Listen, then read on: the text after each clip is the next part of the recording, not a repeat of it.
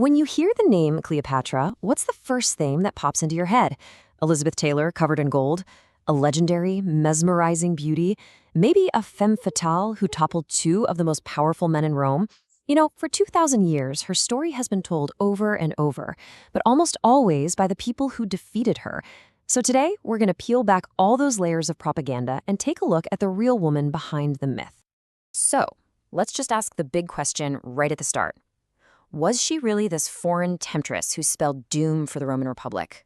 Or was she a brilliant, calculating ruler who was just fighting to save her kingdom from the biggest superpower the world had ever seen? The answer, as you're about to see, is way more complex and way more interesting than the legend. Let's start by unpacking that legend itself. Okay, so first, we have to talk about the legend.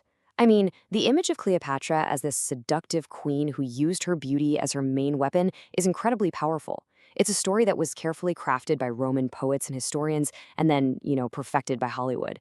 But this version of her, the one that's defined her for centuries, it conveniently leaves out her single most powerful asset. And that asset, it was her mind. See, long before she ever met any Roman generals, Cleopatra was a scholar and a polyglot. She was educated at the legendary Museum of Alexandria, which was basically the intellectual heart of the entire ancient world. Now, to get just how big a deal this was, you've got to understand the context. Her family, the Ptolemies, they were Greek. They had ruled Egypt for almost 300 years, but not a single one of them ever bothered to learn the language of the people they were actually ruling. Cleopatra was the first, and this wasn't just some hobby. It was a huge political statement. It told everyone she was the pharaoh of all Egyptians, not just the Greek elites. And she didn't stop there. According to the ancient historian Plutarch, she could speak at least 8 languages. Just imagine being a diplomat from Parthia or Arabia, right? You show up at our court expecting to talk through some translator, and then the queen herself addresses you fluently in your own language. This wasn't a party trick. It was a serious diplomatic weapon, and it was a key part of her big ambition to bring Egypt back to its former glory. So what did she actually look like? Well, you can forget the Hollywood version. We have clues from artifacts like this Roman sculpture, and even more importantly, from this coin that she minted herself. I mean, look at that profile. A strong, hooked nose, a prominent chin, this really determined expression. This is how she wanted to be seen, not as some beauty queen, but as a powerful, intelligent ruler right in the tradition of Alexander the Great. And this powerful image was absolutely central to her strategy, especially when it came to her famous relationships with Julius Caesar and Mark Antony.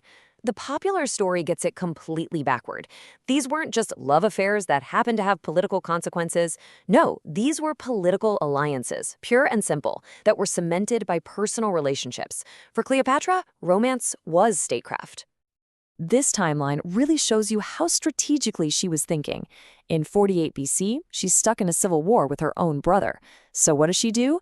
She allies with Caesar, the one man powerful enough to put her on the throne for good. Their son, Caesarion, directly links her family to Rome's. Then, after Caesar dies, she allies with his most powerful successor, Mark Antony. Every single step is a calculated move to secure her power and the future of Egypt. To really get these alliances, you have to understand her position. She was what they called a client ruler. Now, this meant Egypt was technically independent, but its survival depended completely on staying in Rome's good graces. Her alliances with Caesar and Antony weren't just about personal ambition. They were literally the only thing keeping Egypt from being completely swallowed up by the Roman Republic.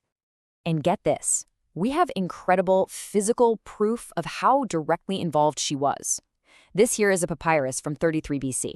It's a pretty routine royal order granting a tax exemption.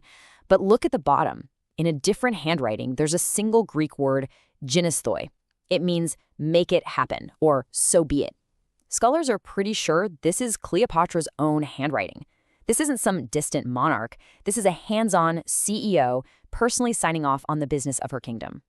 But her partnership with Mark Antony, that turned out to be a bridge too far for Rome.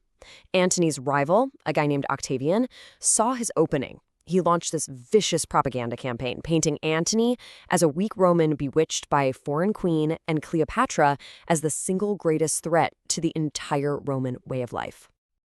Roman writers spun all these wild tales about her depravity and exotic magic. This quote is a perfect example of how they framed her.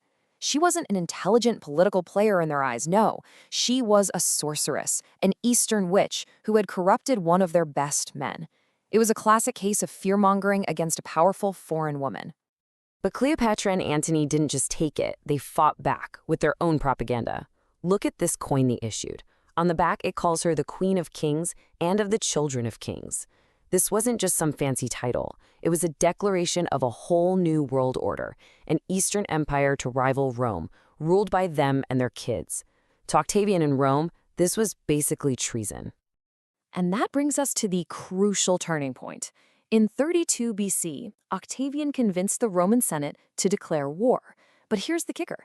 They didn't declare war on Mark Antony, who was a fellow Roman. No, they declared war directly on Cleopatra. She was officially named the public enemy, the main threat to the Republic. The final showdown was coming. So everything, I mean everything, now came down to one massive conflict. This wasn't just another war for control of Rome. It was a clash of civilizations that was going to decide the fate of the Mediterranean for centuries. This map gives you a real sense of the scale here.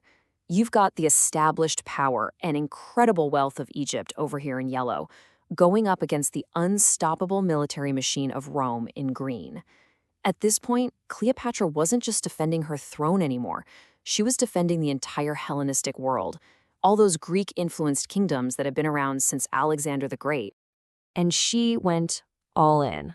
I mean, all in. At the huge naval battle of Actium, their combined fleet had around 800 ships, a massive armada. And a huge chunk of that, 200 ships, plus the cash to pay for the whole war, came straight from Cleopatra's treasury. She wasn't just a passenger here. She was a commander and the chief financier of this war. But they lost. After a strategic retreat from Actium turned into a complete disaster, and their armies on land switched sides, it was all over. Octavian invaded Egypt, Antony took his own life, and Cleopatra, trapped with absolutely no moves left, chose her own end.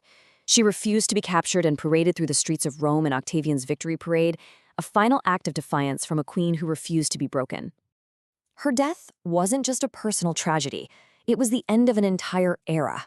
The Ptolemaic dynasty, which had ruled for 300 years, was done.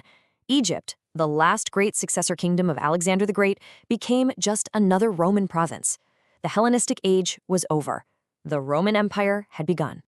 So we're left with this question, aren't we? The Romans wrote the history books, and they painted her as the villain.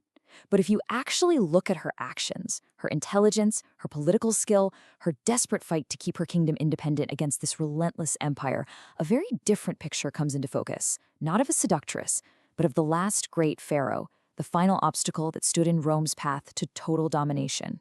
And that's a story worth remembering.